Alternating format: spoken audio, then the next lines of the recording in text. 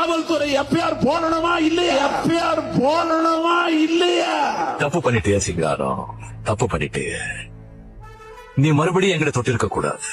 தொட்டுட்ட, தொட்டவனே நான் விட்டதே இல்ல. திமுகவோட முன்னாள் அமைச்சரான ஏவா வேலு அதிகமாக சொத்து சேர்த்ததாக வழக்கு பதிவு செய்து லஞ்ச ஒழிப்புத்துறையினர் ஒரு சோதனையை காலை முதலே நிகழ்த்தி வருகின்றனர். குறிப்பாக ஏவா வேலுக்கு தொடர்புடைய 13 இடங்கள்ல இந்த சோதனையானது நிகழ்த்தப்பட்டு வருவதாகவும் லஞ்ச ஒழிப்புத்துறை தரப்புல தெரிவிக்கப்பட்டிருக்கிறது.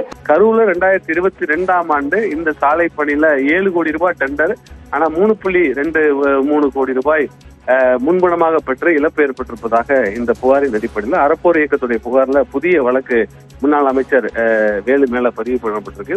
குறிப்பாக கூட்டு சதி, பொது பணத்தை முறைகேடு செய்தல், போலி ஆவணங்கள் தயாரித்ததாக இந்த வழக்கானது பதிவு செய்யப்பட்டிருக்கிறது. கரூர்ல ஒரு ஒப்பந்தத்துல சாலை போடாமலேயே முன்பணமாக 3.23 கோடி ரூபாய் பணம் பெற்றதாக இந்த வழக்கானது பதிவு செய்யப்பட்டிருக்கிறது. காவல்துறை எஃப்ஐஆர் போடணுமா இல்லையா? நீங்க தானே கேட்டீங்க, வச்சுக்கோங்க.